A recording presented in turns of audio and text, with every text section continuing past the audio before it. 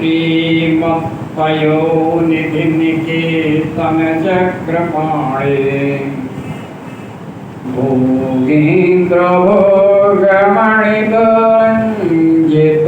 भोगीन्द्रभोगमणिधरञ्जितपुण्यमूर्ते योगीश शाश्वतशरण्ये भवाब्धिपोतो लक्ष्मी नृसिंह मम देहि करावलम्बम् ब्रह्मेन्द्ररुद्रमरुदर्ककिरीटकोटि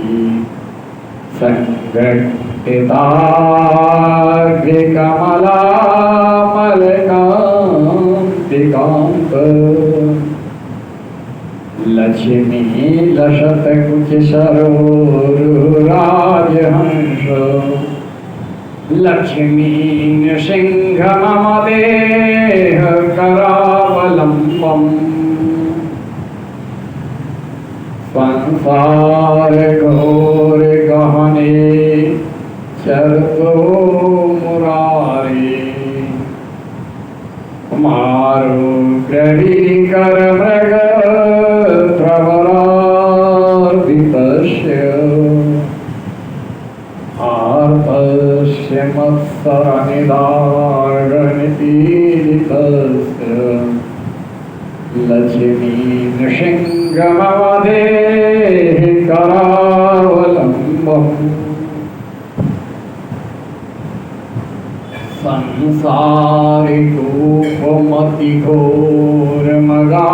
संसारिकोपमतिघोरमगाधमूलम् सम्प्राप्य दुःखशतसर्पशमाकुलस्य दीनस्य देवकृपणा पदमागतस्य लक्ष्मी नृसिंह मम देहि करावलम्बम्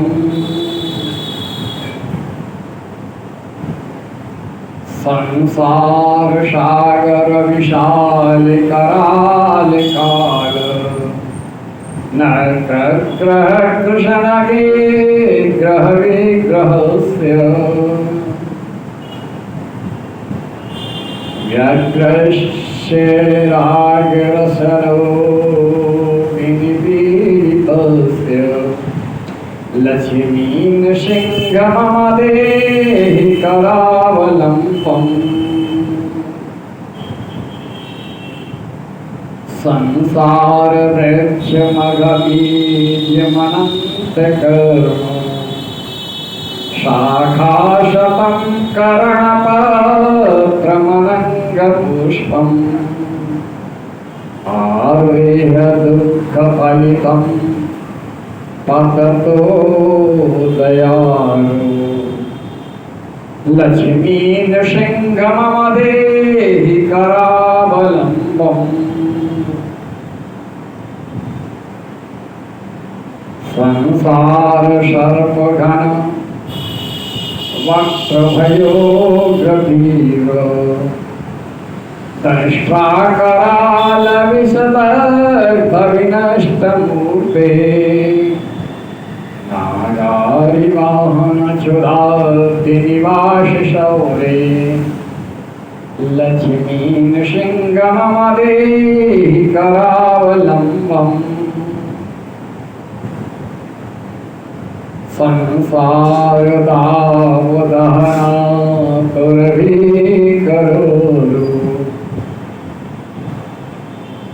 ज्वालाले विरतिदग्धनपुरस्य तत्पादपद्मशरसि शरणागतस्य लक्ष्मी नृसिंह मम देहि करावलम्बम्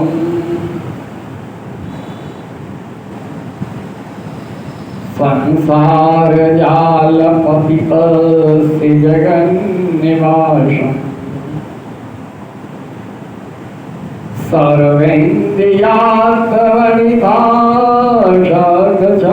सर्वेन्द्रियार्थवनिभाषागचयोपमस्य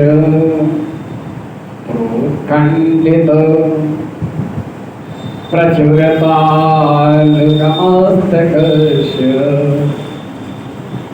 लक्ष्मी नृसिंहमदेहि करावलम्बम् संसार भीकर करीन्द्र कराभिघात निर्दिष्टमर्मवंशः सकलाविनाश प्राणप्रयाण भवभीति सपासमाकुलस्य लक्ष्मी नृसिंहमदेहि करावलम्बम् अन्धस्य मे हतविवेकमहाधनस्य चौरै प्रभो बलभिरिन्द्रियनामधेयी मोहान्धकूपकुहरे विनिपातितस्य लक्ष्मी नृसिंहमदेहि करावलम्बम् लक्ष्मीपते कमलनाभो सुरेश विष्णु वैकुंठ कृष्ण मधुसूदन पुष्कराक्ष ब्रह्मण्य केशव जनार्दन वासुदेव देवेश देहि कृपणस्य करावलम्बम् यनमाययोर्जितवपु प्रचुरप्रभावो मगनार्थमर्थनिरहोर्करावलम्बम् लक्ष्मी नृसिंहचराद्यमधुग्रसेन स्तोत्रं कृतं शुभकरं भुविशङ्करेण श्रीमद शंकराचार्य कृत लक्ष्मी नरसिंह स्तोत्र संगम माधव मास में विभिन्न अवतारों और विभिन्न अवसरों के संदर्भ में ये माधव कथा का आज अंतिम दिन है और नरसिंह चतुर्दशी है। गंगा सप्तमी से लेकर के अब बड़ा संयोग है कि उस दिन भी बृहस्पतिवार था और आज भी बृहस्पतिवार है। ये क्यों? क्योंकि भगवान माधव स्वयं कहते हैं पटरानी रुक्मिणी से किए दिनों में गुरुवार अर्थात बृहस्पतिवार जहाँ मुझे केले के स्तंभ में स्थापित करके पूजन किया जाता है और मुझे बृहस्पतिवार प्रिय है। तिथियों में एकादशी हमें प्रिय है और महीनों में कार्तिक माघ और माधव अर्थात बैसाख ये 3 महीने मुझे बहुत प्रिय है। तो भगवान के प्रिय बृहस्पतिवार से बृहस्पतिवार तक का ये अनुष्ठान अपने आप में महत्व है। हमने पहले ही बताया, कई बार होता है ऋषि पंचमी को अक्षय तृतीया को 3 अवतार हुए, हयग्रीव नरनारायण और परशुधर भार्गव राम अर्थात परशुराम का। उसके बाद चतुर्थी तिथि को आदि शंकराचार्य की जयंती हुई, पंचमी को रामानुजाचार्य की जयंती हुई। अद्वैत मत और विशिष्टाद्वैत मत दोनों महत्वपूर्ण हैं। जो महापुरुष एक शैव हैं, साक्षात शिव हैं और एक वैष्णव संत हैं। तदुपरांत गंगा सप्तमी की बात कही, जानकी नवमी, फिर कूर्मावतार और मोहिनी अवतार का उल्लेख किया। आज 2 अवतारों का, आज नरसिंह चतुर्दशी है, यानी होलिका के द्वारा प्रहलाद को अग्नि को समर्पित करने का जो असफल प्रयास किया गया, और उसके बाद से निरंतर प्रहलाद को प्रताड़ना दी जाती रही, और वैशाख शुक्ल चतुर्दशी यानी आज के दिन भगवान नरसिंह ने प्रकट होकर के भक्त प्रहलाद की रक्षा की, और उसके पिता हिरण्यकश्यप को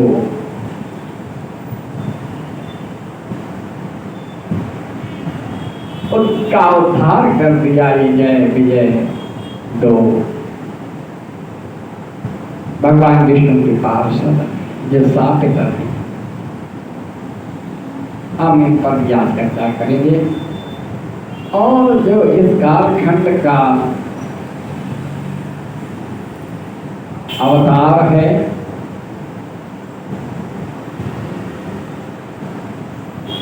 आज से लगभग 2500 साल पहले जो अवतार हुआ, बुद्ध अवतार, तो गौतम बुद्ध की चरित्र पर भी थोड़ा बहुत प्रकाश डालेंगे।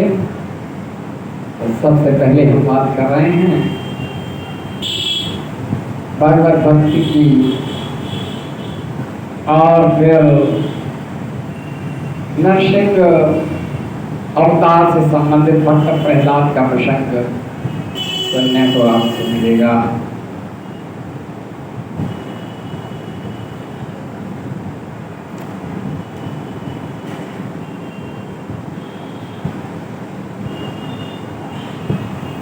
एक प्रश्न किया गया,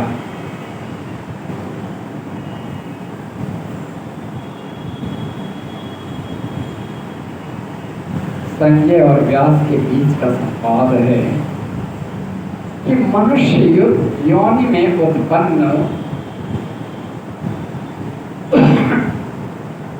राक्षस और देवताओं के लक्षण क्या हैं, कैसे हम पहचाने कि ये देवता हैं या दैत्य हैं, क्योंकि हम और आपके ही बीच में देवता भी हैं और दैत्य भी हैं, कहीं बाहर नहीं है, यही है। तो कहा, व्यास जी ने कहा, ब्राह्मणों व अन्य जातियों में अपने पूर्वकृत पापों के अनुसार कोई भी प्राणी जन्मजात राक्षस नहीं होता, क्योंकि राक्षस और देवता गुणों के अनुसार पहचाने जाते हैं। ब्राह्मण वंश में उत्पन्न होने वाला अपने पूर्व कृत्यों का प्रारब्ध भोगते हुए वह लंकाधिराज रावण असुर है। तो यहाँ कहा कि जन्म, मानव जन्म ग्रहण करते हुए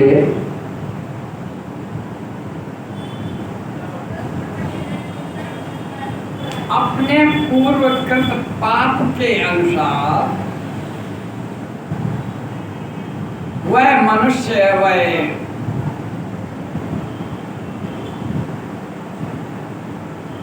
असुर होता है, देवता होता है, प्रेत होता है।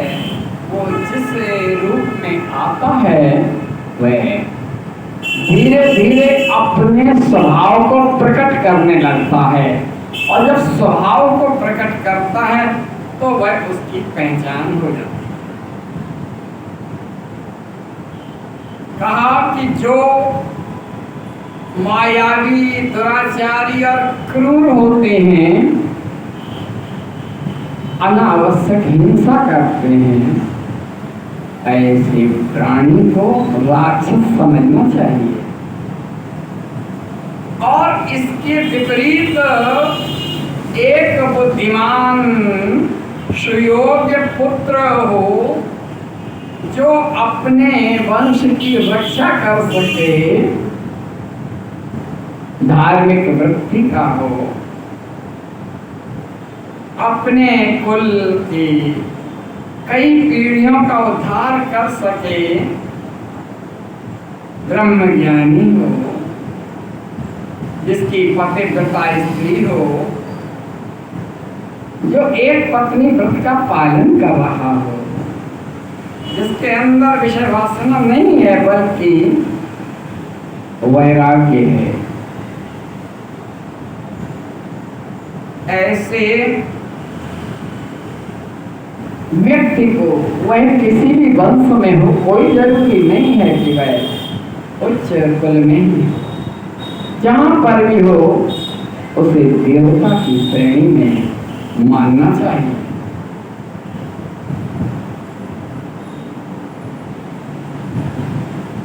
धर्मात्मा जितेंद्रिय पुरुष, कुल का उद्धार करने वाला, गायों और गंगा का सम्मान करने वाला जो भी प्राणी होता है, जिसके अंदर नैतिक मूल्य होते हैं, मानवीयता होती है, वह वास्तव में श्रेष्ठ मानव है। तो दैत्य, असुर, राक्षस, देवता और वास्तव में कह देते ना, ये भले इंसान है यदि वह मानव है। इसके बाद में बताया जो हिंसक सजातीय मनुष्यों के उत्तेजित करने वाला, कलह प्रिय, कायर, उच्छिष्ट, भोजन का प्रेमी, ऐसे को क्या समझना चाहिए? तो कहा कि स्वान समझना चाहिए। उस व्यक्ति को जानवरों में भी निकृष्ट जानवर कुत्ता मानना चाहिए। अब जो मनुष्य अपवित्र रखा हुआ दुर्गंधित भोजन करने वाला और निरंतर पाप में लगा रहने वाला, घूम घूम करके दूसरों की संपत्ति को हड़पने वाला, उसे विद्वान पुरुष वंचक कहते हैं, अर्थात वह ठग कहलाता है। अब इन तीन वर्गों में ब्रह्म, देवता, राक्षस और मानव के अलावा फिर ये कैटेगरीज अलग से निर्धारित करते हुए व्यास जी कहते हैं कि जो वाणी और बुद्धि द्वारा अपने कुटुंबी दूसरे लोगों की चुगली करता है, उद्वेगजनक को जाता है, वह पुरुष सर्प के समान है। जो बलवान, आक्रमण करने वाला, नितांत निर्लज्ज, दुर्गंध युक्त मांस का प्रेमी, भोगासक्त होता है, वह मनुष्य सिंह कहा जाता है। जिस तरह से सिंह दुर्गंध युक्त मांस का प्रेमी होता है, भोगासक्त होता है,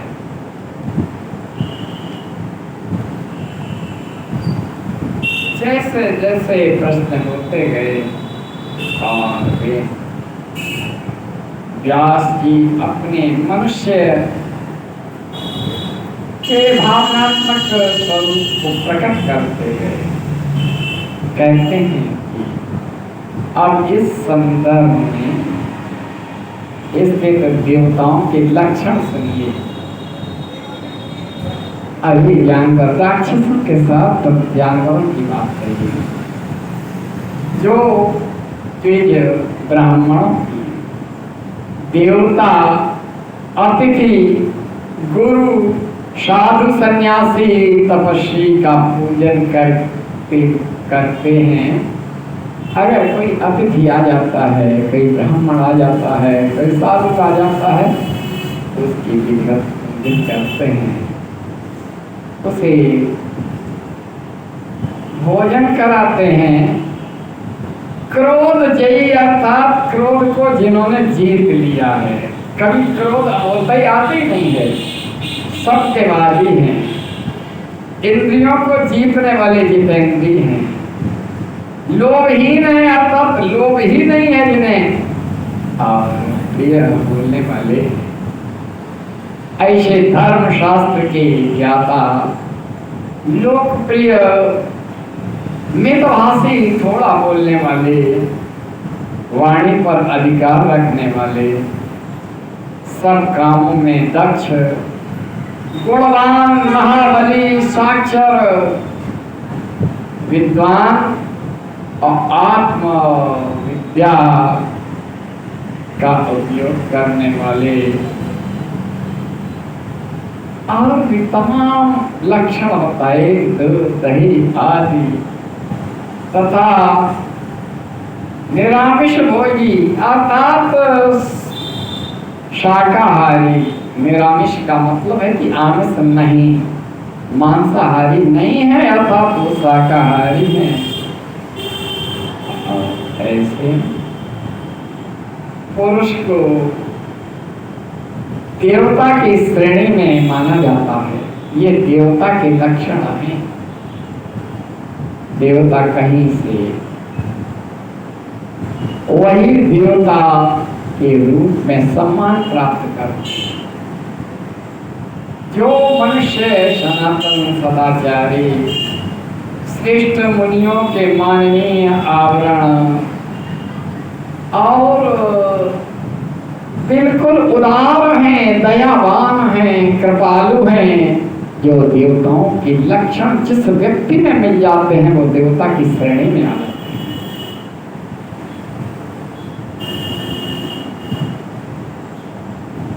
इस तरह से विभिन्न लक्षणों को प्रकट करते हुए कहा कि जो मानव इस प्रसंग को सुनता है,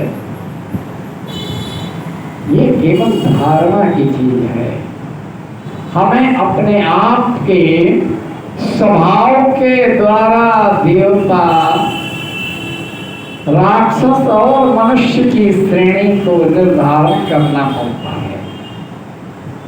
और वही सब जब अपने पूर्व जन्म के किए हुए कर्मों का प्रारब्ध सकारात्मक या अथवा नकारात्मक आता है, तब जाकर के हम उसे देवता और दैत्य की श्रेणी में मान लेते हैं। तो सकारात्मक है तो वो देवता है और नकारात्मक है तो वो दैत्य है। इस तरह से माधव मास के संदर्भ में मनुष्य के उस श्रेणियों का वर्णन यहाँ पर किया गया। अब हम नरसिंह चतुर्दशी के संदर्भ में प्रहलाद का चरित्र बना है।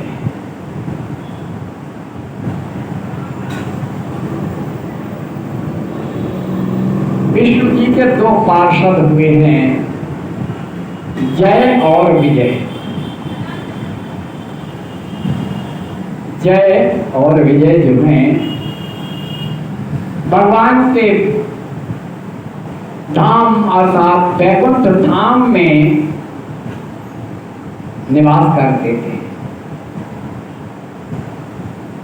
यूं कहें कि किस पात्र व्यक्ति को भगवान से मिलना है, किसे नहीं मिलना है, वो एक तरीके से उन्हें सूचना देते कि फला व्यक्ति आए हैं। और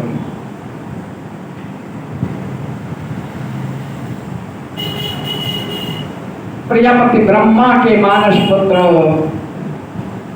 सनक सनातन संत कुमार भगवान से मिलने के लिए बैकुंठ में गए। जब बैकुंठ में गए तो जय और विजय ने उन्हें रोक लिया, कहा कि आप विश्राम करें, मैं देख लूं प्रभु कहाँ है। भगवान क्षीर सागर में शयन की मुद्रा में है, लक्ष्मी जी उनके पैर दबा रही हैं। तो ये नहीं बताया कि अमुक व्यक्ति मिलने आए हैं, बल्कि बस देख करके बता दिया कि अभी प्रभु आराम कर रहे हैं, कुछ समय आप रुक जाएं, उसके बाद आप मिल सकते हैं। तो आवेश आ गया कि हम ऋषि हैं, सनातन पुरुष हैं, और हमें रोकने का तुम्हें अधिकार किसने दे दिया। भीतर चले गए। भगवान ने इनका सम्मान किया, मानस पुत्र हैं, सनक सनातन सनातन सनत कुमार, ये सनकादि ऋषि कहे गए। जितना भी उपक्रम है, सनकादि का ऋषि ऋषियों को, अन्य ऋषियों को उपदेश देते हैं धर्म का। भगवान ने उनका स्वागत किया, सम्मान किया, और उन्होंने पहले ही उन दोनों को, जय और विजय को, श्राप दे दिया कि तुम राक्षस हो जाओ, 3 जन्मों तक राक्षस हो गए। बस वो भगवान के पास पहुंच गए कि प्रभु हमें, आप लोगों ने हमें श्राप दे दिया है, मेरी रक्षा करो, राक्षस बने गए। भगवान ने कहा कि हाँ, तुमने अपराध किया, रोका। ये नहीं समझा कि हम किससे रोक रहे हैं। तुम्हें राक्षस तो होना है 3 जन्मों तक, लेकिन तुम क्या चाहते हो, तुम अपनी अभिलाषा बताओ। बोले प्रभु अब राक्षस तो होना ही है। निसंदेह मैं चाहता हूं कि प्रत्येक जन्म में मेरा उद्धार करने के लिए आप स्वयं आए, आपके हाथों से ही मेरा उद्धार हो। बस इतनी बात मान ली। प्रभु ने कहा, माधव ने कहा, यह तथास्तु, वैसा ही होगा, मैं बार बार तुम्हें उद्धार करने के लिए आऊंगा। पहला जन्म, जय और विजय का पहला जन्म हिरण्याक्ष और हिरण्यकश्यप के रूप में हुआ।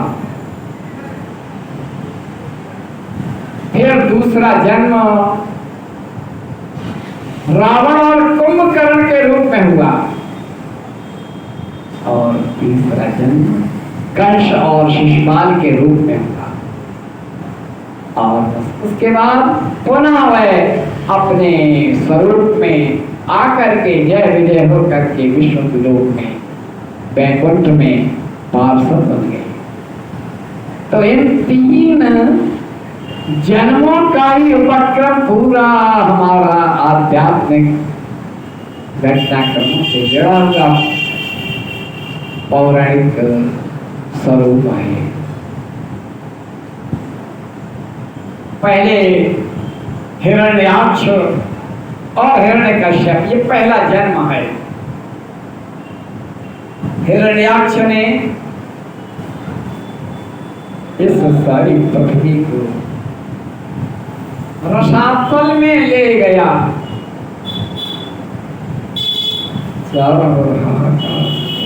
कहा देवताओं ने स्तुति की कि पृथ्वी पूरी वसुंधरा रसातल में चली गई।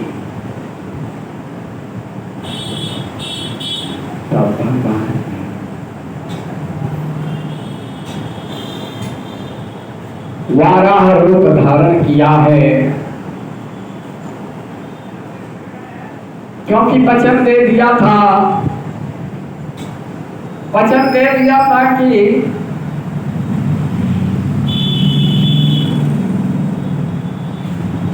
हम ही तुम्हारा उद्धार करने के लिए आएंगे।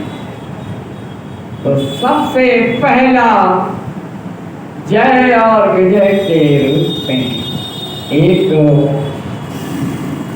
हिरण्याक्ष का उद्धार करने के लिए भगवान को 12 रूप धारण करना पड़ा।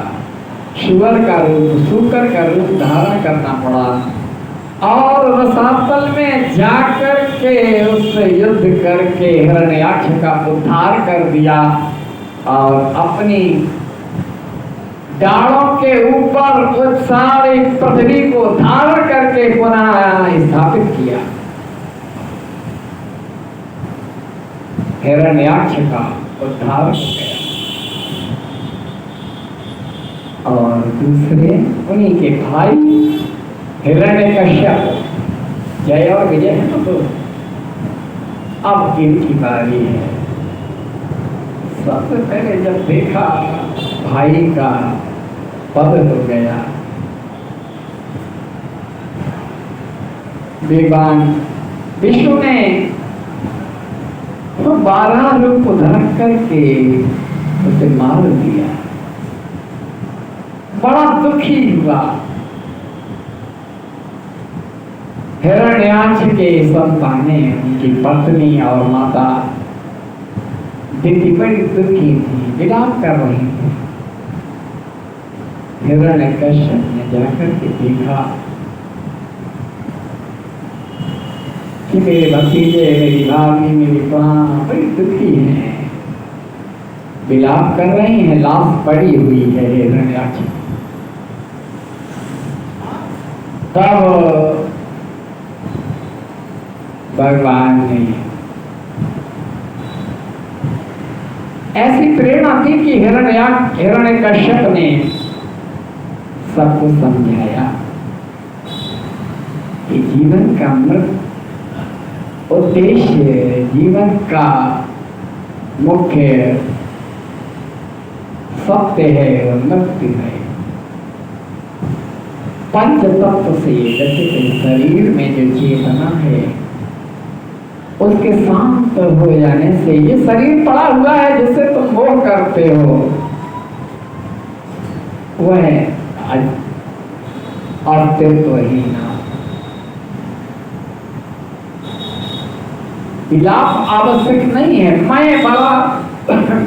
मैं अपने भाई का बदला अवश्य लूंगा उस विष्णु से जिसने मेरे भाई का वध किया है।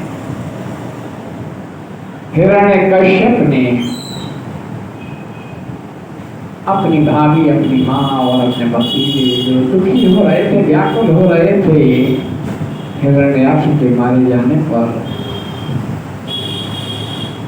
हिरण्यकश्यप ने बताया कि हम एक कथानक सुनाते हैं। एक राजा थे जिनका नाम सुमेध था। बड़े धर्मात्मा थे और वे बड़ा सदाचारी थे, लेकिन उन्होंने जब उनका अंत हो गया तो उनके परिवार के लोग विलाप करने लगे और जब विलाप करने लगे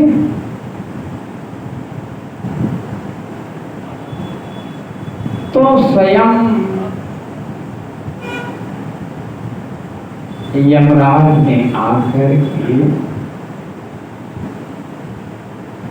तब स्वयं यमराज ने बालक के रूप में आकर के प्रश्न किया कि तुम आखिर किसके लिए रो रहे हो? ये विलाप किसके लिए? नाम और रूप के लिए अगर बात कर रहे हैं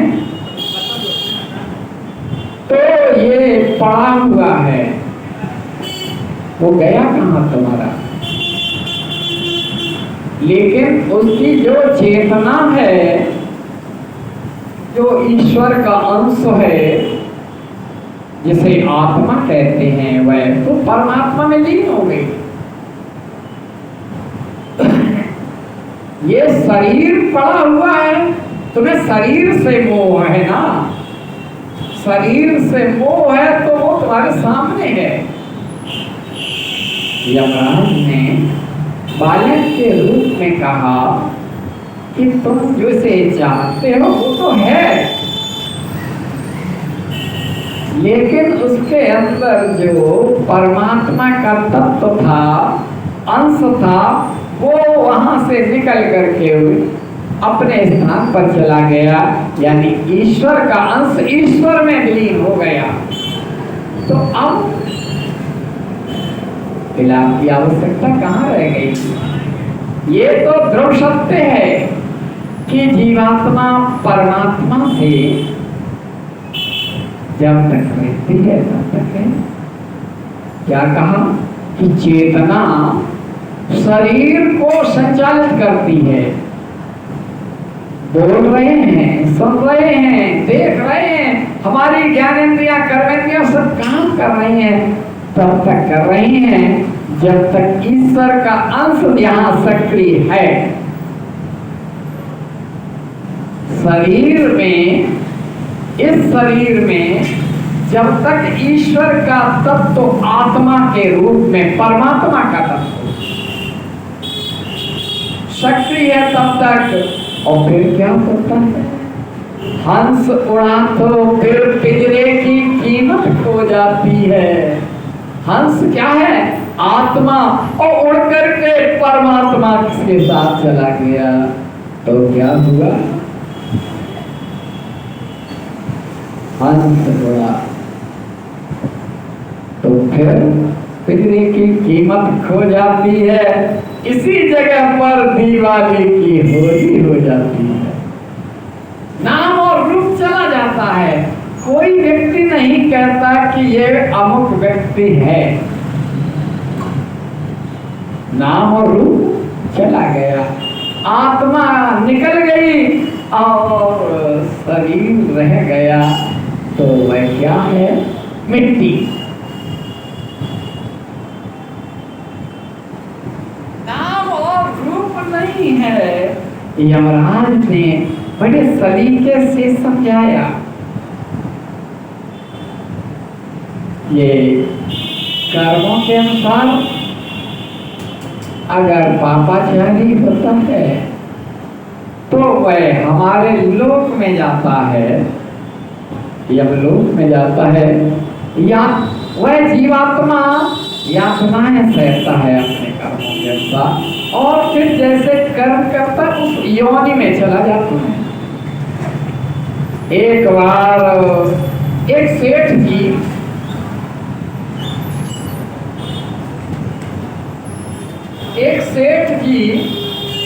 कर्जा देते थे, कोई ले जाए, कितना भी ले जाए, सबको दे देते थे। बस ये पूछते कि तुम कब वापस करोगे? किसी ने कहा कि हम 2 साल में वापस कर देंगे, तो नाम लिख लेते कि 2 साल में वापस करेंगे, आखिरी तारीख डाल दी। 2 साल बाद आपने तकादा किया कि हम ले गए थे 2 साल, यानी 2 साल 10 साल 50 साल जितने तुम चाहो उतना समय है, ले लो। और ये कहो कि हम अगले जन्म में देंगे तो भी वो कर्जा दे देते। अद्भुत।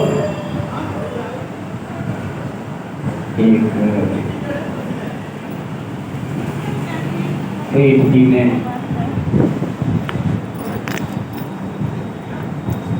सेठ जी ने जो दे रहे थे ना कर्जा,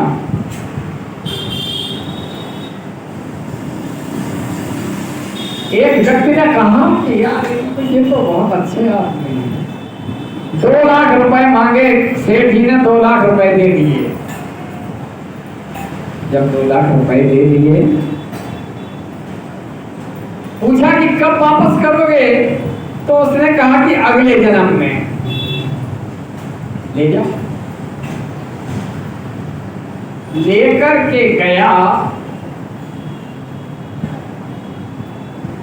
शाम हो गई, सोचा कि अगर हम रात अंधेरे में जाएंगे तो लूट लिए जाएंगे, इसलिए शाम को अपने एक रिश्तेदार के घर रुक जाएं।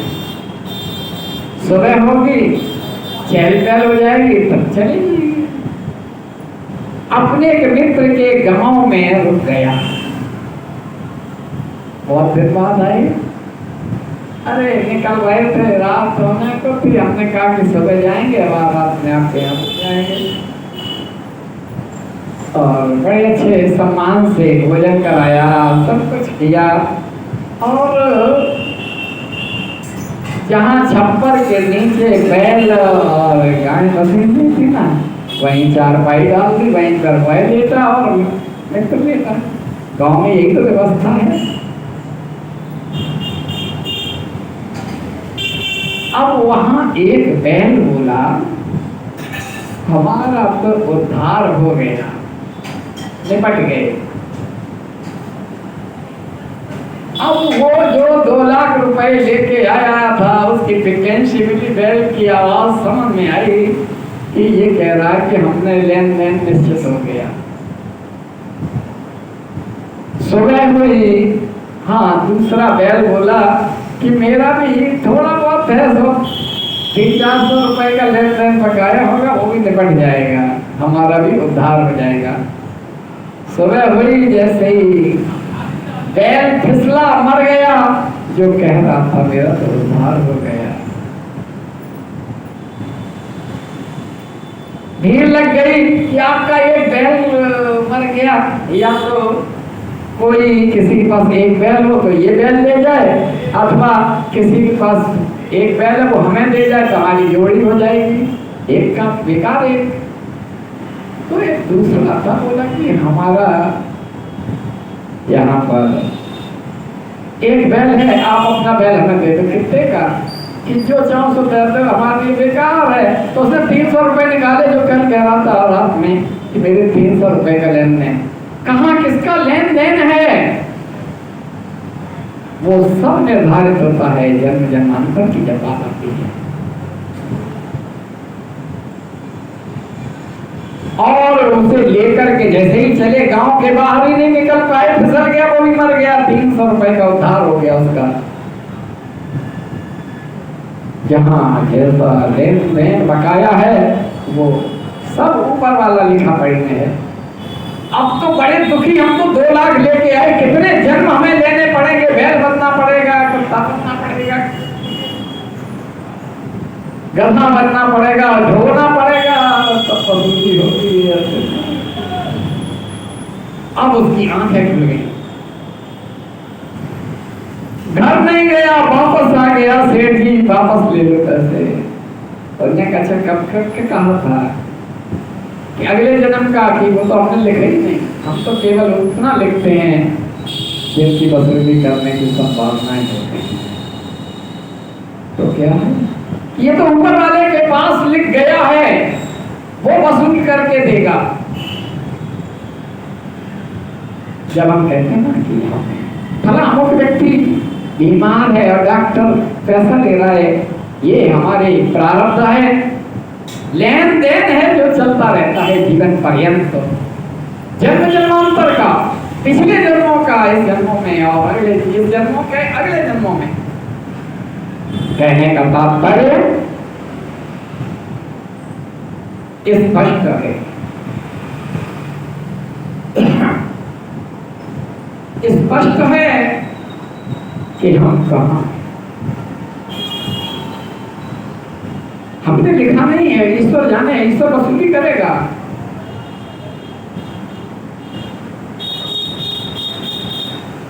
अब तो पैसा भी वापस नहीं हो रहा है, और अब हम इसका करें क्या? हम तो परेशान हैं उस घटना को देख करके बैलों की। एक संत मिल गए, संत कहा क्या संकट है?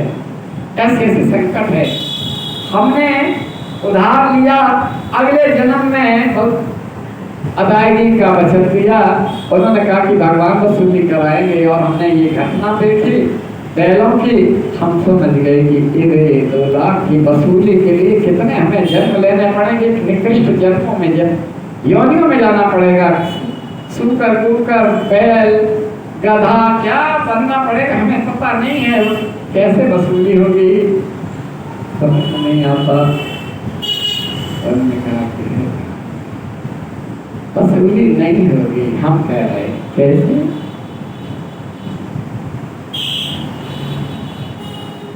अमुक गांव में पानी का संकट है, वहां पे बहुत बड़ा कोई कुआं या बावड़ी नहीं है, लोगों को दूसरे गांव में 2-4 मील दूर जाकर पानी भर के लाना पड़ता है।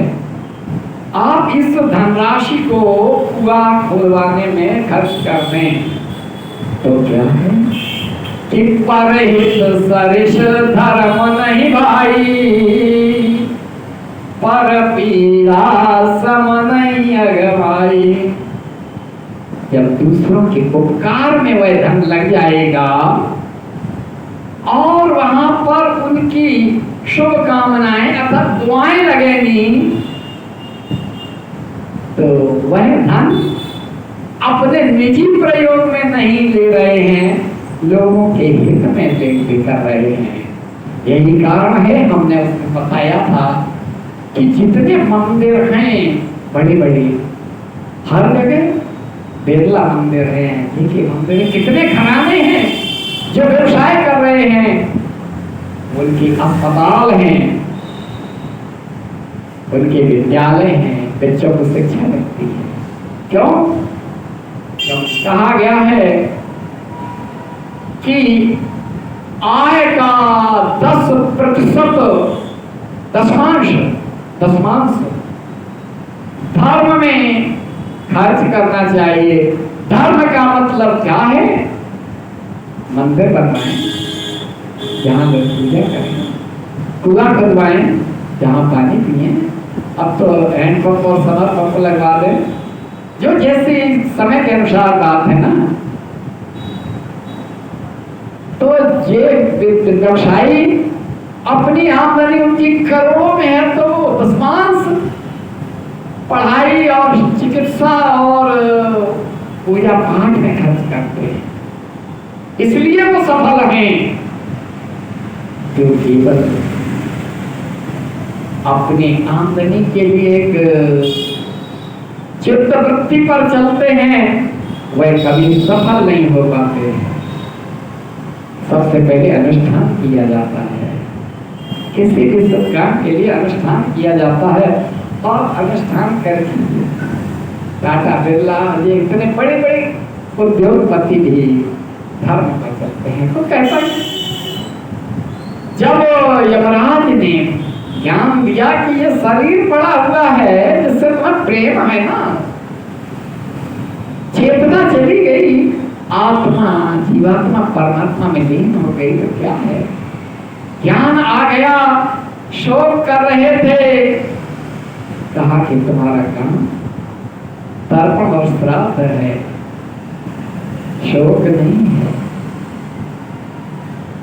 हिरण्यकश्यप ने हिरण्याक्ष के मारे जाने के बाद अपने भतीजे, अपनी भाभी और माता दीदी को समझाया।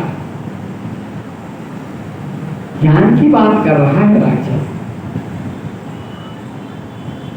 और उसने तपस्या की, भाई मारा गया है, बामन अब 12 अवतार दिया है भगवान ने। रसातल से पृथ्वी को अपनी डालों पर उठा करके लाए हैं ऐसे सूकर भगवान 12। पहला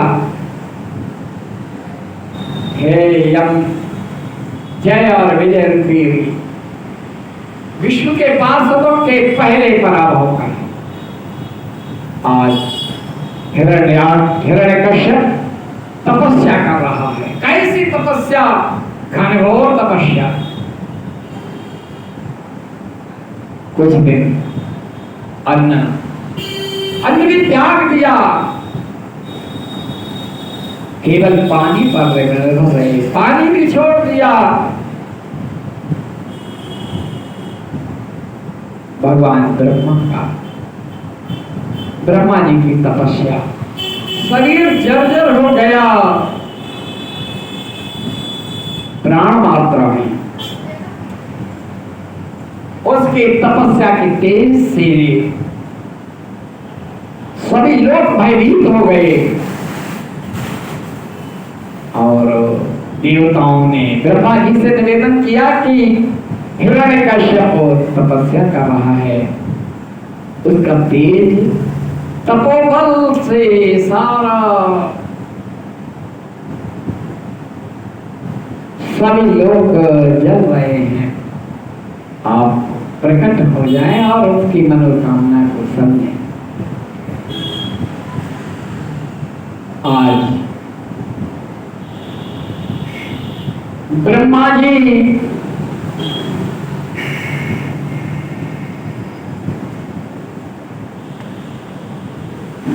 ने दर्शन दिए हिरण्यकश्यप को और कहा वर मांगो। जब कोई बात होती है ना, हर कोई किसके लिए तपस्या करता है? जो कामना होती है। भक्ति दो प्रकार की है, एक होती है सकाम और एक होती है निष्काम। कर्म भी दो प्रकार का है और सकाम भक्ति भी दो तरह की है। एक होती है प्रीपेड और एक होती है पोस्टपेड। प्रीपेड का मतलब क्या है? पहले खर्चा कर दो और फिर कहो कि ये हमारा काम हो जाए, ये हो गया प्रीपेड। किसी अधिकारी को आप मिठाई का डिब्बा लेके गए और कहा कि हमारा ये काम साफ कर दीजिए। पहले आपने जो दिया दे दिया और कहा कि मेरा काम हो जाना चाहिए। और पोस्टपेड क्या होता कि हमारा ये काम साफ कर दें, हम आपको ये कर देंगे, इतना दे देंगे। भगवान के पास भी ऐसा ही है। कहते हैं कि हमारी कामना है प्रभु, हम आपके लिए इतना,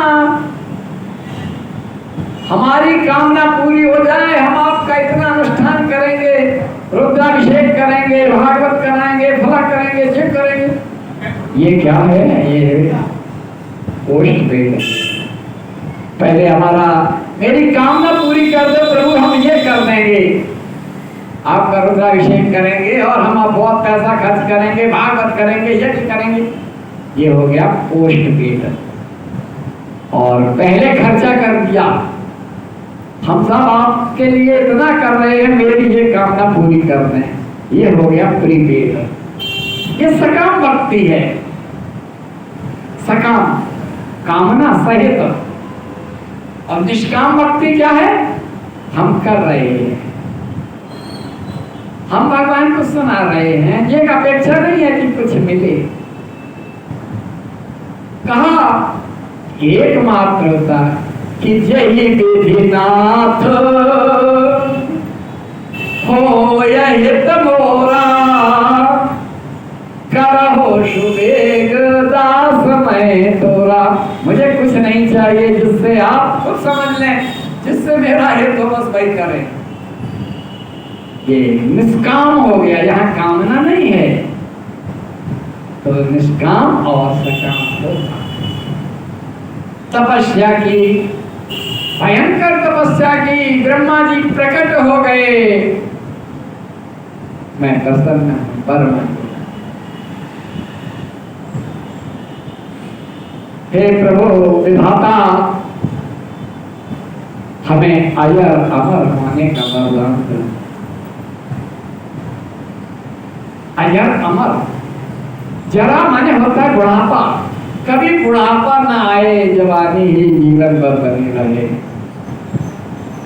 जितने भी अवतार हुए हैं, राम हो या श्री कृष्ण हो, ये हमेशा किशोर ही रहे।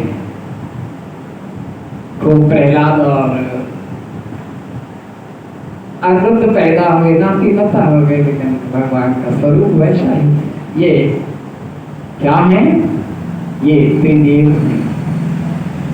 परमपिता परमात्मा के परिपूर्णता अवतार हैं, उनमें कोई अंतर नहीं आता है। जैसे तब थे तैसे ही अपना कार्य पूरा होने के बाद अंतर्धान होने तक एक ही स्वरूप में रहे। लेकिन अजर और अमर होना ये तो ब्रह्मा जी बोले हम भी नहीं है। अपने सत्कर्मों के द्वारा हमारा पद भी लिया जा सकता है। फिर अमर होने का तो कोई वरदान संभव नहीं है। आप ये मान लें कि आपको इस मृत्युलोक का सत्य मृत्यु है। इस पृथ्वी पर सत्य क्या है? मृत्यु, जन्म नहीं है। महाकवि शिशुपाल सिंह शिशु ने क्या लिखा अमरघट में? पता नहीं जाने वाले को, पता नहीं जाने वाले को आना भी पड़ता है, किंतु यहाँ आने वाले को जाना ही पड़ता है। जो आता है वो जाता है, और जो गया है वो आएगा कि नहीं आएगा पता नहीं। लेकिन यहाँ का सत्य क्या है? मृत्यु है, जाना तो है।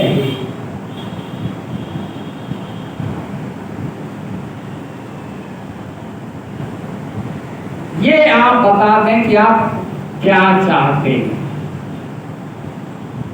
जैसे जब यही बात तो महिषासुर ने जब तपस्या की तो कहा कि स्त्री अबला होती है, हमें कोई स्त्री मारे, स्त्री मार ही नहीं पाएगी, हम क्या करते। तो उन्होंने कहा ठीक है, यथा तथास्तु स्त्री मारेगी। तो दुर्गा जी को प्रकट होना पड़ा। तो अब वरदान के लिए उसने बड़े सलीके से बात कही, दिन और रात।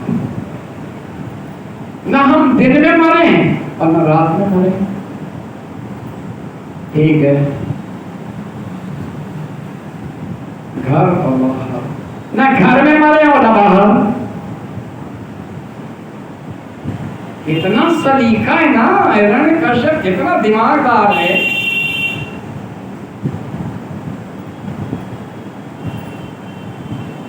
न जमीन पे मरे न आसमान पे।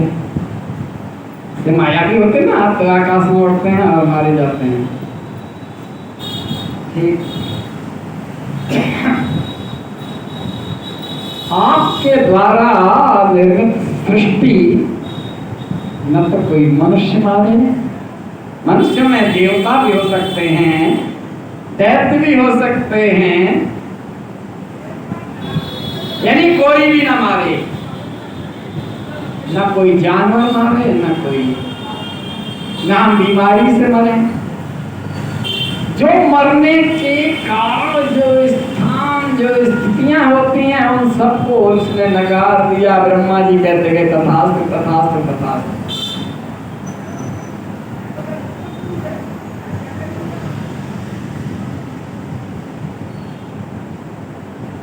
हिरण्यकश्यप के 4 पुत्र पहले से थे, और उसने इस तरह से त्रिलोक विजयी का वरदान मांग लिया। सारे भूमंडल पर उसका अधिकार हो गया, तीनों लोकों में अधिकार हो गया। तीनों लोकों में जब अधिकार हो गया, निसंदेह हिरण्यकश्यप ने मान लिया कि मैं ही सब कुछ हूं। जिस विष्णु ने 12 रूप धारण करके मेरे भाई का अंत किया था, उसका कहीं कोई गुणगान नहीं होगा। आदेश दे दिया अपने सैनिकों को कि जहां पर भी यज्ञ पूजा मंदिर वगैरह हो सब ध्वस्त कर दो, खत्म कर दो। चारों हाहाकार मच गया।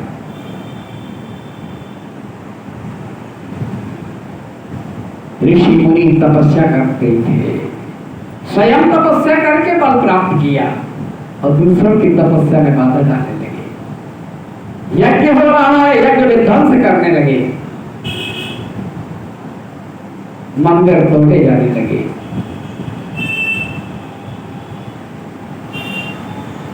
जितना कदाचार हो सकता था वह सब कुछ होने लगा।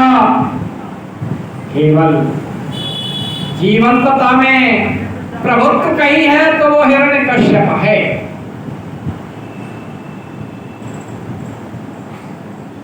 मेरा ही गुणगान हो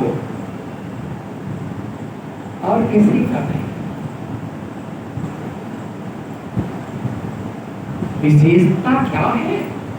अब देखें, 3-4 पुत्र थे, 5वां गर्भ था दैत्य पत्नी कयाधु। कयाधु नाम है, हिरण्यकश्यप की पत्नी कयाधु। कयाधु को गर्भ था। देवराज इंद्र ने अपहरण कर लिया। एक राक्षस का अंश राक्षस हो गया। राक्षस से पैदा होगा वो राक्षस ही होगा।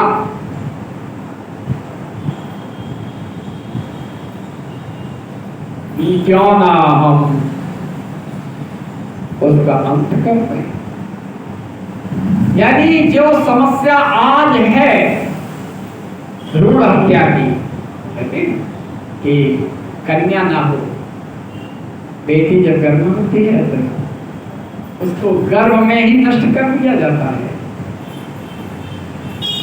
सबसे पहला विचार देवराज इंद्र के अंदर आया कि भ्रूण हत्या का, कयाधु के गर्भ को नष्ट कर दिया जाए ताकि हिरण्यकश्यप के समान कोई राक्षस पैदा ही न होने पाए। कितना बड़ा प्रयास। और अगर इसमें सफलता नहीं होगी तो गर्भवती कयाधु का ही वध कर दिया जाएगा।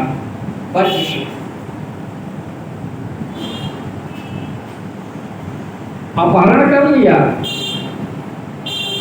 अपहरण का कल प्रसंग सुना रहे थे। अपहरण कहना होता है, प्रेम में अपहरण होता है, यहाँ द्वेष में प्रेम अपहरण है। वहां द्वारकाधीश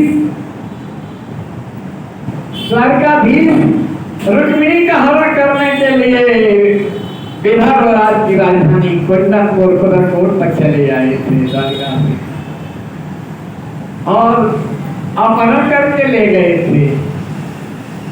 और भगवान कृष्ण ने अपनी बहन सुभद्रा का अपहरण करा दिया था अर्जुन से।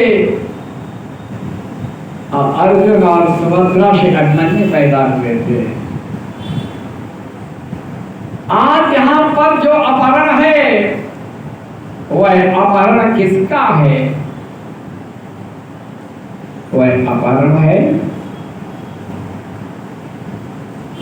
दैत्यराज हिरण्यकश्यप की पत्नी का, वह भी गर्भवती पत्नी का। उद्देश्य क्या है कि हमारे यहाँ मनोविज्ञान में वंशानुक्रम की परंपरा है। जिसका रक्त होता है उसके गुण दोष आते हैं। एक दैत्य का पुत्र दैत्य होगा, क्रूर राक्षस का पुत्र राक्षस ही होगा, कोई संदेह नहीं। नारद जी आ गए, नारायण नारायण करते हुए। नारद जी बोले, देवराज इंद्र ये क्या है? कहाँ ले जा रहे हो दैत्य पत्नी कयाधु? इंद्र ने कहा कि वंशानुक्रम पर सिद्धांत के अनुसार इसके गर्भ में हिरण्यकश्यप का अंश है। राक्षस का अंश राक्षसी, मैं उसका अंत करना चाहता हूं। भ्रूण हत्या का पहला चिंतन अगर कहीं सामने आया है तो वह देवराज इंद्र के विचारों में आया।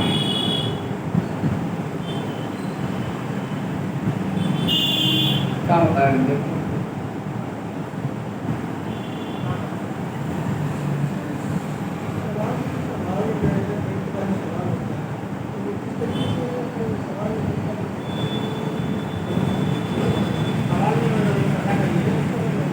तो विचारों ने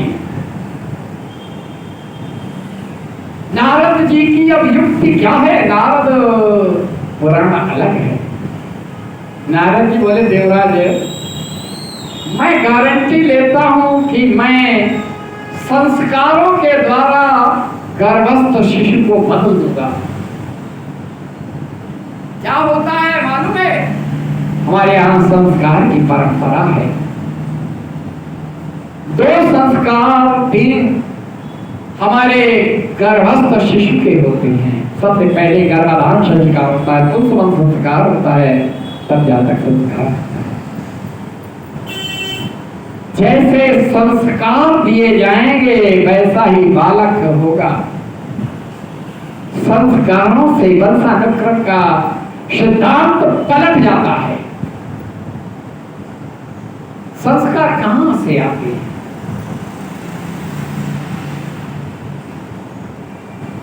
तो कहा विद्यालय से आते ना कि बड़े संस्कार, कहते बच्चा बड़ा संस्कारी है। संस्कार से सैद्धांतिक रूप से बदल जाएगा, दैत्य का अंश भी भक्त हो जाएगा। नारद जी ने रानी कयाधु को देवराज इंद्र से निवेदन किया, हमें दे दो, हम अपने आश्रम में इन्हें ज्ञान का उपदेश देंगे। ज्ञान का उपदेश किसे देंगे? कयाधु को, या कयाधु के गर्भ में बैठे हुए गर्भस्थ शिशु को। नारद का सिद्धांत बड़ा महत्वपूर्ण है, नारद को समझना। महारानी कयाधु को आश्रम में लेकर के आए। कयाधु भी धर्मनिष्ठ थी, हालांकि अभिमानी हिरण्यकश्यप की पत्नी, लेकिन वह धर्मनिष्ठ थी। नारद जी नित्य प्रति धर्म का उपदेश देते, ब्रह्मसूत्र और वेदांत सुनाते, वेदांत के सिद्धांतों को प्रतिपादित करते। स्मरण होगा जिनकी अभी बात कर रहे थे ना, अभिमन्यु की,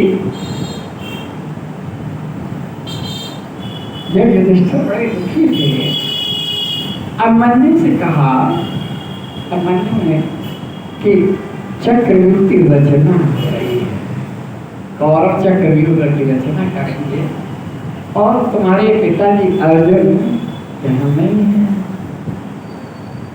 और केवल अर्जुन ही चक्रव्यूह को तोड़ने के गुण जानते हैं, अर्थात उसके विशेषज्ञ हैं। बड़ी समस्या है कि कैसे क्या। अभिमन्यु ने कहा कि मैं जाऊंगा। 16 साल का बालक कह रहा है कि मैं जाऊंगा।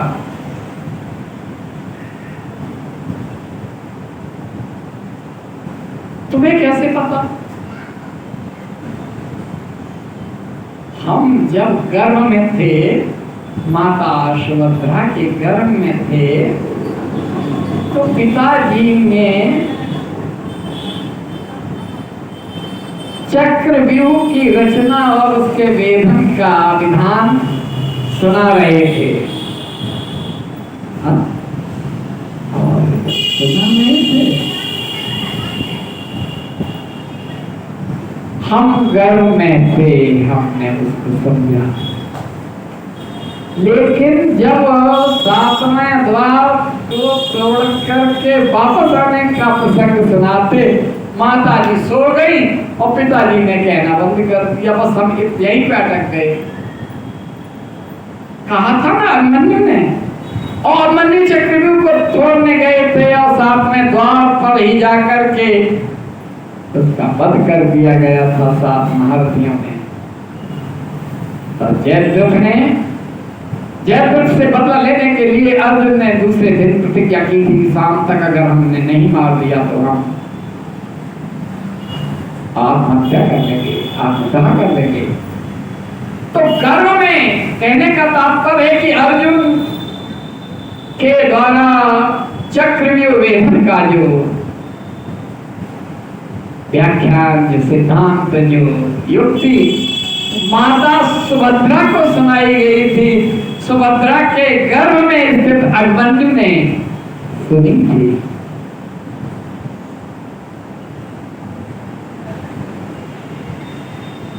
हम केवल सिद्धांत बता रहे कि ये यहाँ ऐसा होता है। जैसे अंग प्रत्यर्पण की बात जब आती है, हयग्रीव की कथा में भी हमने कहा कि भगवान विष्णु का वैश्य कहा गया और फिर हिरण का घोड़े का सिर बाण लगा दिया गया था। तो हयग्रीव राक्षस का वध करने के लिए भगवान स्वयं हयग्रीव हो गए थे। बिल्कुल उसी तरह के जैसे दक्ष प्रजापति का सिर वीरभद्र ने भगवान भोलेनाथ के आदेश पर घुमा घुमा करके उखाड़ करके यज्ञ कुंड में डाल दिया था। और फिर जब देवताओं ने निवेदन किया तो बकरी का सिर लगा दिया था। प्रजापति दक्ष को सती जब भस्म हो गई थी, तेजन योग अग्नि तन जा रहा, भयो दक्ष मका हाहाकारा, तब की बात है वीरभद्र का को पठाई और भगवान भोलेनाथ ने अपने पुत्र का जब सिर काट दिया तो हाथी का सिर लगा दिया। प्रथम पूज्य गर्जना कहते हैं, जब पूजन करते हैं हरि ओम गणनांता गणपति गंगावामहे गिरणंता प्रियपति गंगावामहे निलिनांता निधपति गंगावामहे सबसे पहले गणेश पूजन करते हैं भाई। आज देवर्षि नारद के आश्रम में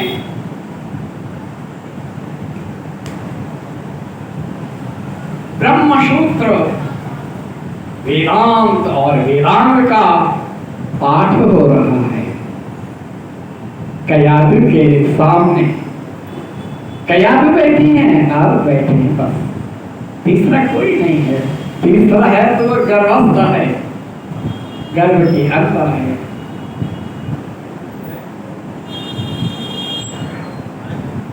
वह बस संस्कार बदल गए। जिस युक्ति को नारद ने गारंटी लेकर के कयादु को इंद्र के चंगुल से बचाया था, वह पूरा हो गया, पूरा हो गया। नारद ने देखा कि मेरा उद्देश्य, मेरा सिद्धांत आज परिपूर्णता है।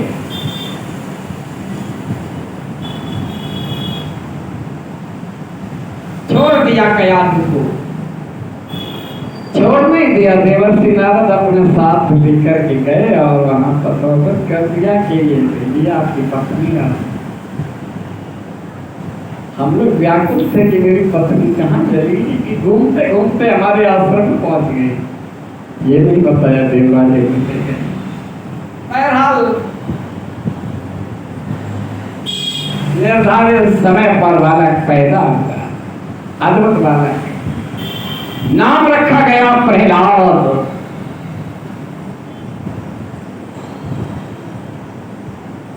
कृष्ण आजाद जहां है वह प्रहलाद है।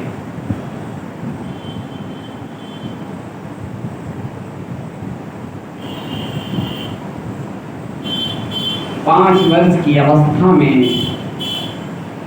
उसे गुरु के पास शिक्षा के लिए भेजा गया।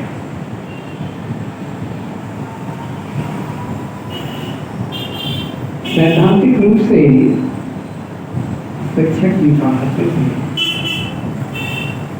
कि तुम्हारे पिता हिरण्यकश्यप ही परमेश्वर हैं। नहीं गुरुजी, परम पिता परमात्मा वैकुंठाधिपति हैं।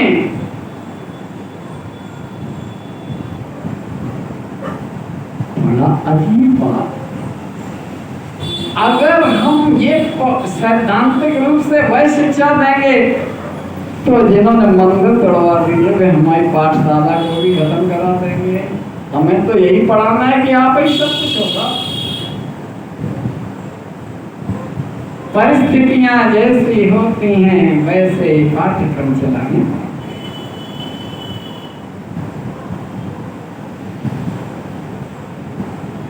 वह ऐसा है। हिरण्यकश्यप के चरित्र को परिभाषित किया। नहीं, बिन पग चले सुने बिन काना, कर बिन कर्म करे विधि नाना।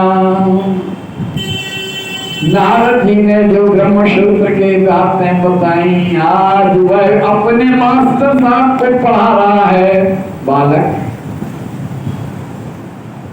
क्योंकि पिता कहता है कि भगवान का नाम नहीं लेना है तो मेरा नाम लेना है। तो मास्टर साहब वह पढ़ाते हैं और छात्र कुछ और ही बोलता है जो इसका प्राकट्य हुआ वहां। सिर्फ 4-5 साल की अवस्था में ही अध्यापक लेकर के आया, महाराज आपका बालक हम नहीं पढ़ा पा रहे।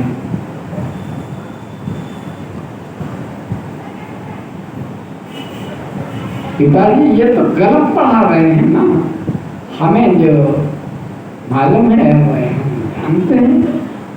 ये कहते हैं कि परम पिता आप हैं और परम पिता परमात्मा है जो निराकार है, जो हर जगह दृष्टि डालते हैं। वह परीक्षक के रूप में फल देते हैं। कर्म प्रधान ईश्वर चिरागा, जो जस करे तस फल चाखा। भगवान ने कहा था कि तुम निमित्त मात्र बन करके कर्म करो। हे अर्जुन, श्रीमद् भगवद गीता के तुम्हें कर्म करना है, फल की अपेक्षा मत रखो। कर्मण्येवाधिकारस्ते मा फलेषु कदाचन, फल तो मैं दूंगा। इस तरह से स्कूल में बच्चा पढ़ता है, परीक्षा देता है। उत्तर पुस्तिका में उसने क्या लिखा, इसका फल कौन देगा, कौन फल देगा? वह एग्जामिनर देगा जो आपकी कॉपी जांचेगा। जो उत्तर पुस्तिका का मूल्यांकन करेगा वह उसमें आपको नंबर देगा, वही फल है। तो विधाता भगवान क्या कहते हैं कि अपने कर्म रूपी सरस्वती का पर अपने कर्म के द्वारा जो भी तो लिखोगे उसका फल मैं दूंगा। इसीलिए वो अभी जो हम दृष्टांत दे रहे थे ना कि कर्जा लेकर के आए तो भगवान वसूली करेंगे, वही फल देंगे ना। हमने बेईमानी की है तो फल भी वही देंगे। अद्भुत है सिद्धांत, हमारे धर्म शास्त्रों में ये लिखा हुआ है, वो यथार्थ है, समझने का फेर है। क्या कहा? जो जस करे सो तस फल चाखा, वह वैसा ही फल भोगता है। एक इस शरीर रूपी वृक्ष पर दो पक्षी बैठे हैं, एक भोगता है, भोग रहा है, खा रहा है, और दूसरा दृष्टा है, वह देख रहा है बस। वो निर्धारित करता है कि तुम्हें क्या खाना है। जो खा रहा है वह जीवात्मा है और जो देख रहा है वो परमात्मा है।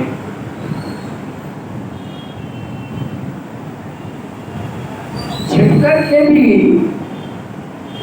गलत काम करते हैं ना। कौन देख रहा है? और ईश्वर सब देख रहा है, कहां नहीं दिखता। बिन पग चले सुने बिन काना, कर बिन कर्म करे विधि नाना। उसकी दृष्टि कितनी है, बिल्कुल कोने में तुम चले जाओ, भगवान वहां पर भी देख रहे हैं। कहने का तात्पर्य है कि वह परम पिता है, आप परम पिता नहीं हैं। सीधे सीधे विद्रोह, मेरा अंश नहीं समझ में आया। ये हुआ क्या? शायद अपनी माँ, अपनी पत्नी का याद होगी, उस पटान बात कही होगी कि ये कहां से तू गया, ये मेरा अंश नहीं है।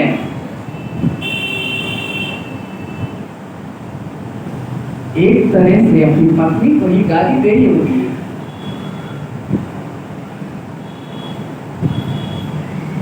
आज पुत्र का विद्रोह, पुत्र उस सिद्धांत को नहीं मान रहा है जो सिद्धांत पिता ने निर्धारित किया है।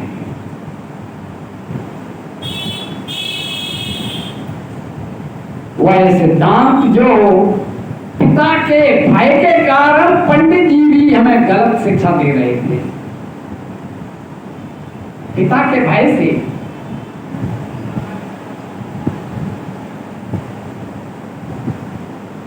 जहां देवताओं की बात नहीं है, जहां पर सिर्फ एकमात्र हिरण्यकश्यप के अस्तित्व की बात है।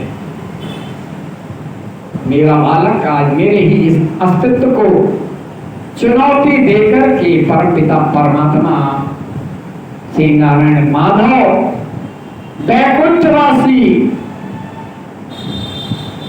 उसको सब कुछ मान रहा है, जिसने 12 रूप धारण करके मेरे भाई हिरण्याक्ष का वध किया था।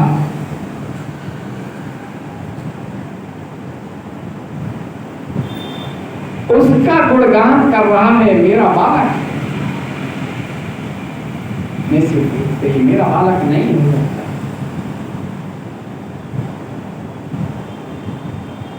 जैसे कहा ना, गोरे नंद जसोदा गोरी तू कर श्याम लगा,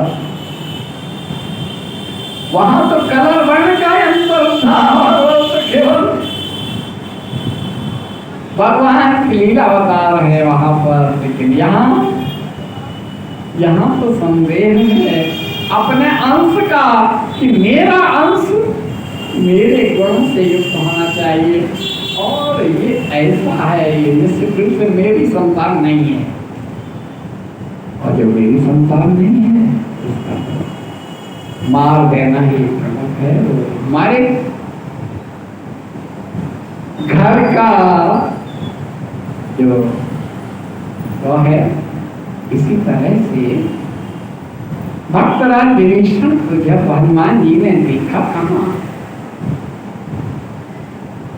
चारों तरफ सीता जी की खोज कर रहे हैं बजरंगबली, और देखा रामायण ग्रह शोभा वर्णिन जाय, नवत ऋषिका वृंदता देख देखा कि राम लिखा हुआ है मकान के ऊपर, राम के आयुध बने हुए हैं, तुलसी की बगीचा है, तुलसी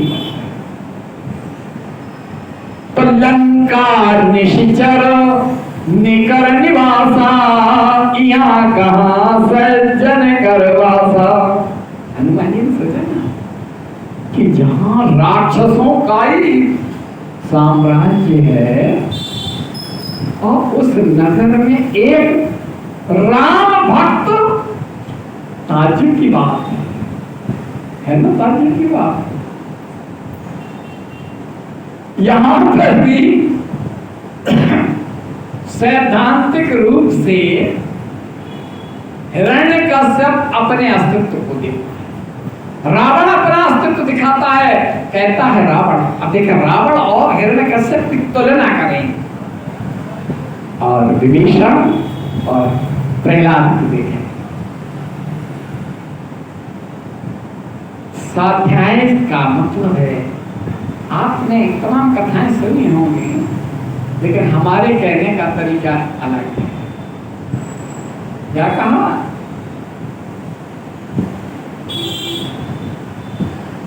जैसे वहां वह कह रहा है हिरण्यकश्यप कि मैं ही सब कुछ हूं, मैं ही परमात्मा हूं, मेरे सिवा कोई नहीं।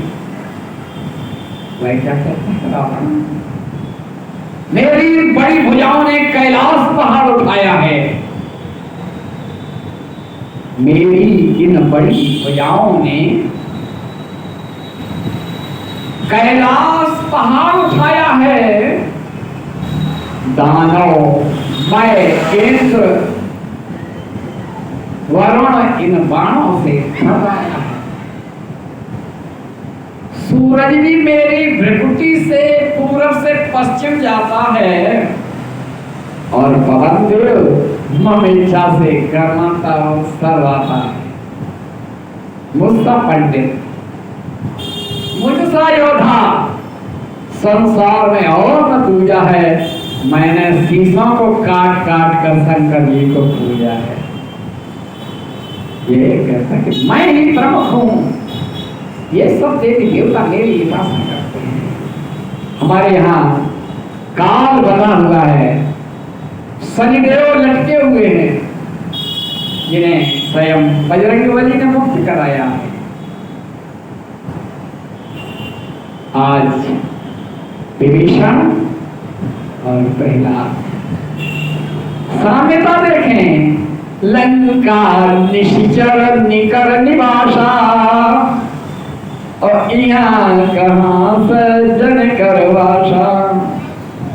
मन तर्क करें, जब तर्क करने लगे वहां क्या होता है? आज वह अकेला है, कोई साथ नहीं है, केवल भगवान का भरोसा है। लेकिन सैद्धांतिक रूप से नारद ने जो संस्कार दिए, वो संस्कार अपना प्रभाव दिखा रहे हैं। नारद ने गर्भ के समय जो संस्कार दिए प्रहलाद में, वे आज शैशव काल में प्रकट हो गए। अभी ज्यादा उम्र नहीं है, 4-5 साल का है। 4-5 साल के ही हमने उस दिन व्याख्यान दिया था, जो ने तपस्या की थी और भगवान ने अपनी ओर अविचल प्रवक्त पद किया था।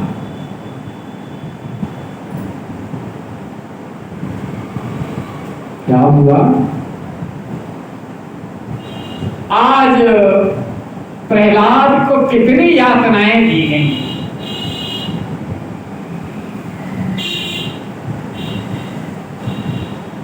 भगवान उनकी रक्षा करते। भगवान भक्त के अस्तित्व की रक्षा भगवान करते। खाई से नीचे डाला गया और भगवान ने अपने हाथ में ले लिया।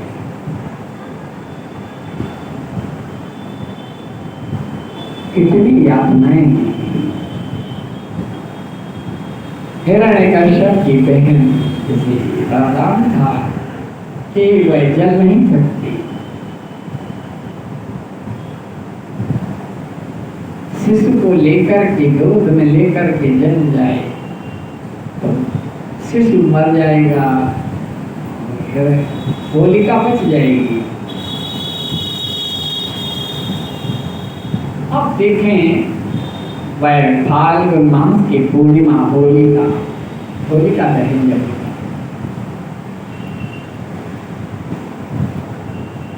भक्त की रक्षा भगवान करते हैं। भक्त सुरक्षित है और जिसे सुरक्षित होना चाहिए वो असुरक्षित है, भस्म हो गए।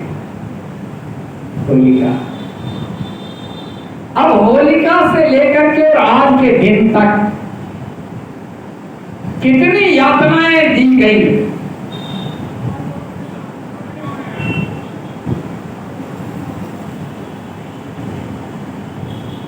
बहुत यातनाएं दी। कहां तक की है? अंततः जो भी उपक्रम किया गया कि अब तो इसका खेल खत्म, और हम कराते राम राम करते हुए आ गए। नारायण माधव की कृपा है। अंततः आज का दिन नरसिंह चतुर्दशी,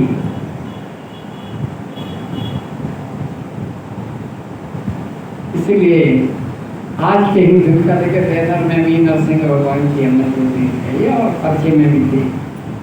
क्या कहा? एक प्रमुख अवतार है आज का।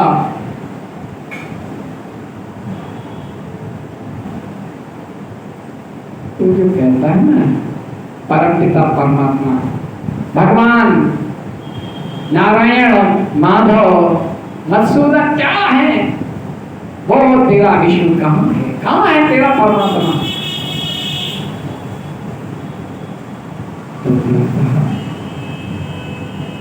हरि व्यापक सर्वत्र समाना,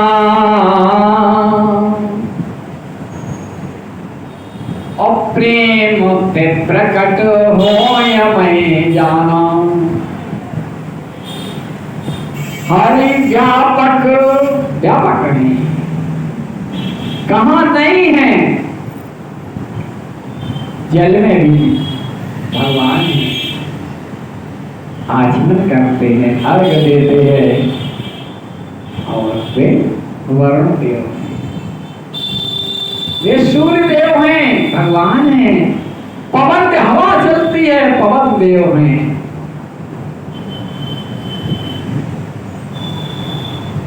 कहाँ नहीं है? हमारे अंदर भी है, जो चेतना के रूप में श्वास प्रतिश्वास में, नाड़ी की धड़कन में, दिल की धड़कन में प्रतिबंधित होते हैं। और जब ये सारा उपक्रम खत्म हो जाता है तो फिर नाम और रूप मिट जाता है, वह अपने आप में मिट्टी हो जाता है। हम में है और आप में भी है। जितने सभासद बैठे हैं सबके अंदर वह है। इतना ही नहीं है, हमारे आपके बीच का जो ये अंतराल है ना, वहां पर भी है।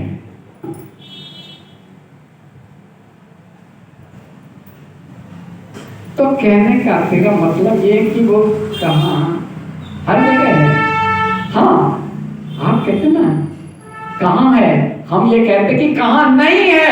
अर्थात हर जगह है। क्या इस खंबे में है? प्रश्न हुआ।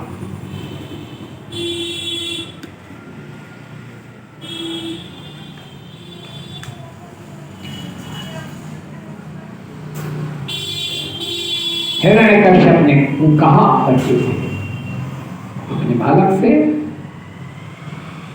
क्या खंबे में है? बिल्कुल प्रभु, कहां नहीं है। हमारे प्रभु तो हर जगह हैं, सांस सांस में है और भक्त के रग रग में है।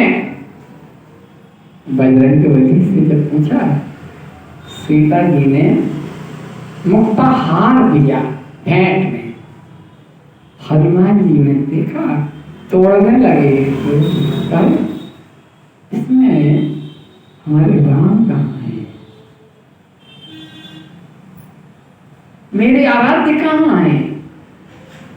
मेरे रोम रोम में राम है। एक दिन कहा पास में कि कहाँ है, दिखा है। तो सीना चीर के दिखा दिया कि देखो है। दृश्य देखा होगा, चित्र देखा होगा कि हनुमान जी राम और सीता के दर्शन कराते हैं अपने वक्षस्थल हृदय। यही बात तो सुदामा ने कही थी, मेरे ही हर के पद पंकज 12,000 देख परीक्षा।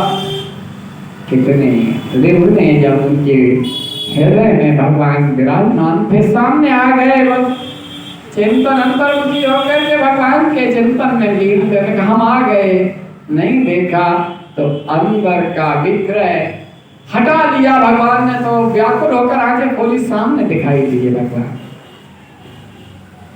कहने का मतलब हम ये हनुमान जी की बात या रिभु की बात क्यों कह रहे कि भगवान कहाँ नहीं है, प्रकट होते हैं। कब होते हैं प्रकट? जब प्रेम होता। प्रेम कब होता है? जब विश्वास होता है। विश्वास जागृत किया जाता है। आज नारद का वह प्रयास सफल हो गया। दैत्यराज का पुत्र भक्तराज हो गया। कहाँ है तेरा भगवान? की कहाँ नहीं है, खंबे में है कि है?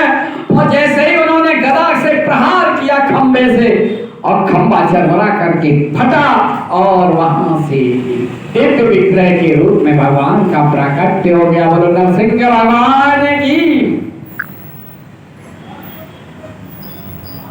कैसे? मुख सिंह का है। अभी हमने हयग्रीव की बात कही थी ना, भगवान हयग्रीव भी बन गए, नरसिंह बन गए। नरसिंह सिंह की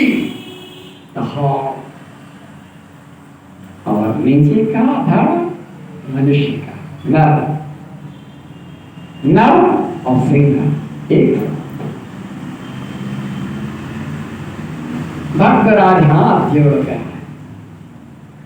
प्रभु आपको आना पड़ा। हिरण्यकश्यप को ठोकर मार के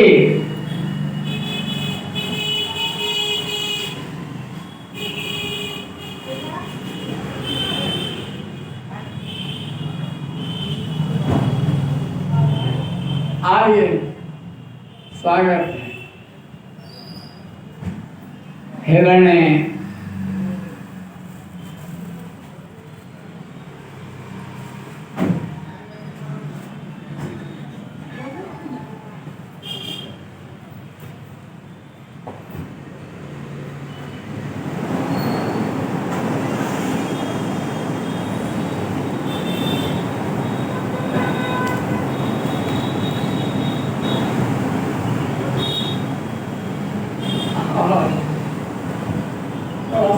जैसे आप कुर्सी बैठ जाते, कुर्सी अलग अलग कर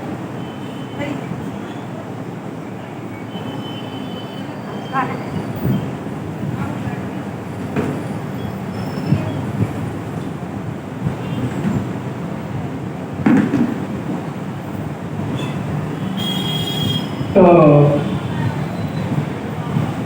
हिरण्यकश्यप ने जब पूछा कि तेरा भगवान कहाँ है, तो उन्होंने स्पष्ट किया कि कहाँ नहीं है मेरे प्रभु, कहाँ नहीं है, हम में है, आप में है, सभी सभासदों में है, हमारे बीच का जो अंतराल है वो वहां पर भी है। क्या इस खंबे में है? तो भगवान हर जगह है, हर व्यापक सर्वत्र समाना, प्रेम मत प्रकट होए मैं जाना। तो ऐसी स्थिति में वहां पर जैसे ही हिरण्यकश्यप ने खंबे पर प्रहार किया, चरमरा करके खंबा फटा और उसमें नरसिंह भगवान प्रकट हो गए। बोलो नरसिंह भगवान की, नरसिंह भगवान प्रकट हुए। भक्तराज प्रहलाद हाथ जोड़ करके मना करते हैं।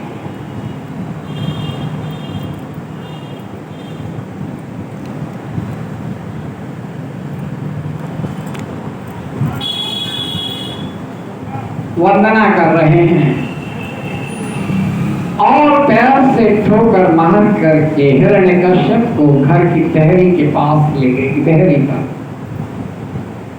वरदान मिला है। पूछा कि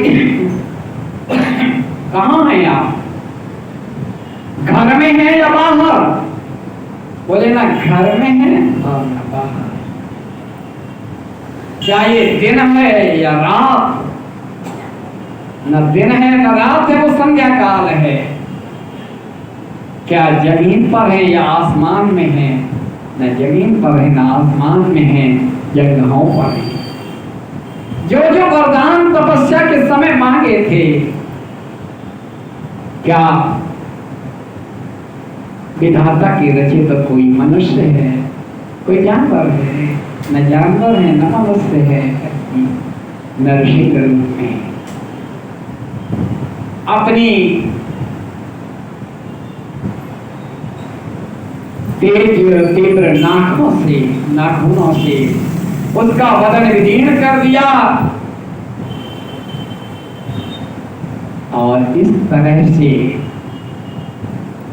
भगवान विष्णु के पार्षद जय और विजय के पहले भव का उद्धार हो गया। जो श्राप दिया था सनातन सनत कुमार ने कि 3 जन्मों तक राक्षस हो गए। ये पहला जन्म हिरण्याक्ष और हिरण्यकश्यप के रूप में। यहां पर हाथ जोड़ करके प्रहलाद श्रीमद् भागवत महापुराण के साथ में इस स्कंद के 3रे अध्याय में स्तुति करते हैं। ब्रह्मा दया सुरगणा मुनयोति सिद्धा शक्तैकता नमतयो वचसां प्रवाहै नाराधितुं उर्गुणैरघुनापि पीयो किं दोष्टुमर्हति स हरिरुग्रजाते मन्ये धना विजनरूप तपासुभोजा तेजा प्रभाव बल पौरुष बुद्धि योगा नाराधनाते भवन्ति परस्य पुंसो भक्त्या तुतोष भगवान् गजयोतपाय। भगवान की स्तुति की। इतने में हिरण्यकश्यप के अन्य जो 4 पुत्र और थे ना, वे और उनके परिजन तथा अन्य दैत्य समूह को आदेश दिया कि नरसिंह ये जो प्रकट हुए हैं इनका अंत कर दिया जाए। इन्होंने हिरण्यकश्यप का वध किया है। अंत तो गत्वा विकराल रूप अवधारण कर लिया।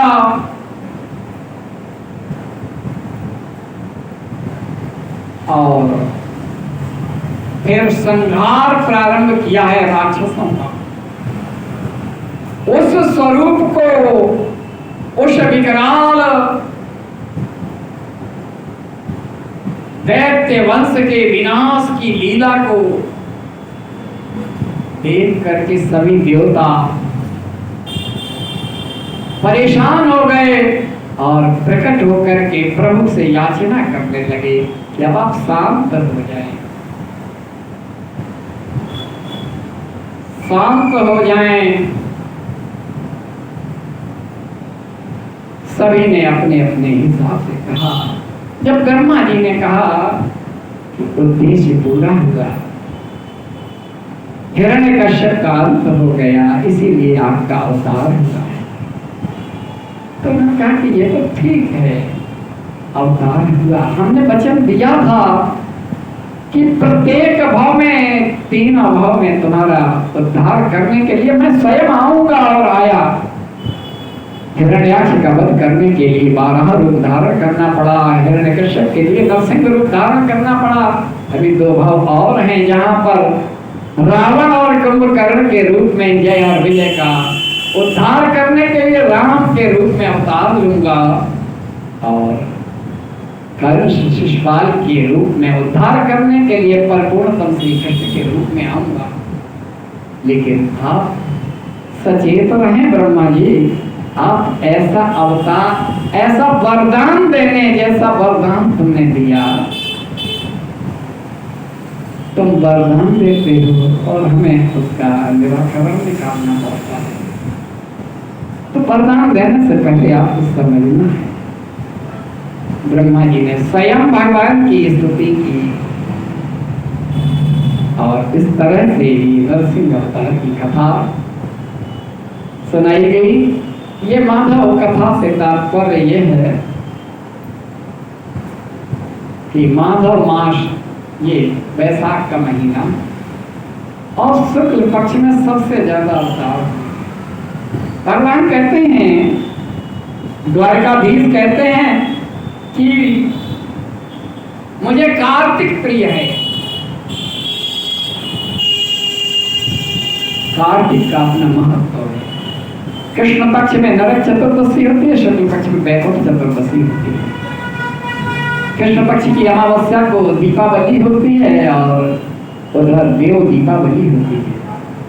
इधर आरोग्य की धन्वंतरी देवी का, धन्वंतरी का अवतार होता है धनतेरस, और उधर एकादशी से त्रयोदशी तक सर्वाधिक प्राणवायु ऑक्सीजन देने वाले तुलसी का विवाह और तुलसी की उपासना होती है। कार्तिक मुझे प्रिय है।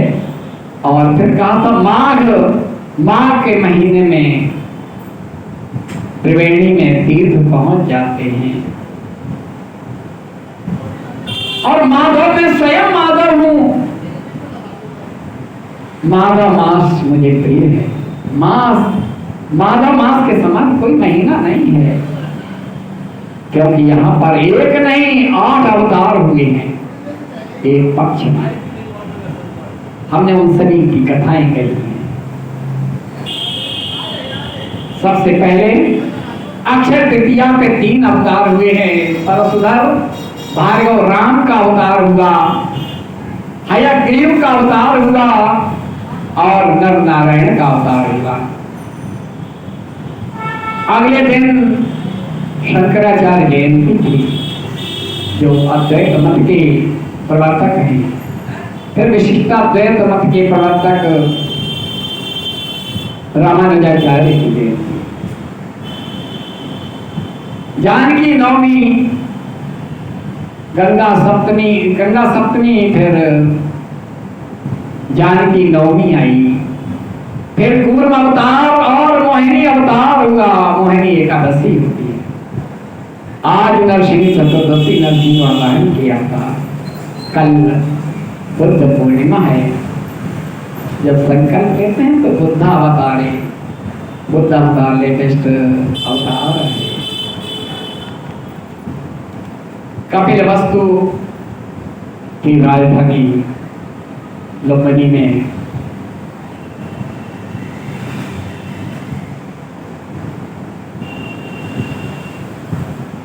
अवतरित हुए बुद्ध, गौतम बुद्ध,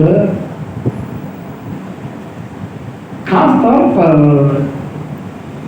हमारे जो धर्मशास्त्र कहते हैं कि जब मतांतर तनाव उत्पन्न होंगे, सकारात्मकता की अपेक्षा नकारात्मकता ज्यादा जागृत होगी, तो देव, वेद और सनातन की रक्षा के लिए जो एक ऐसा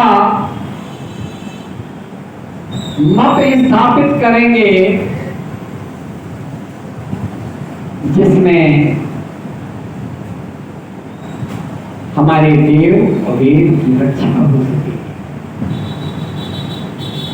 अहिंसा वृत्ति और यज्ञों तथा तांत्रिक अनुष्ठानों में बलि देने जैसी कुप्रथा का अंत करने के लिए इस मत को आगे बढ़ाएंगे वह गौतम बुद्ध का अवतार। तो इस तरह से यहाँ इस पक्ष में, इस पखवाड़े में 8 अवतार हुए हैं। 1 2 नहीं, 8 अवतार हुए। इसलिए भगवान कहते कि मैं स्वयं माधव हूँ। और ये माधव नाम की कथा तो आज यहाँ विराम दिया जाता है। और मेरा सौभाग्य है कि आप लोग आज पधारे हैं। वैसे यहाँ पे जब पहले शिव पुराण कथा हुई तब ज़्यादा भीड़ रहती थी, वो गर्मी की वजह से जहाँ तो 4-5 ही लोग ही आते थे। हमें जो बैठे थे, आप लोग आए थे, कहाँ चले हुए आप ऐसे ही। तो कहने का तात्पर्य है कि भागवत कथा बड़े भाग्य से, और हम तो कहते थे कोई नहीं, हम तो बोले तो सुना रहे, प्रत्यक्ष सामने देखते हैं।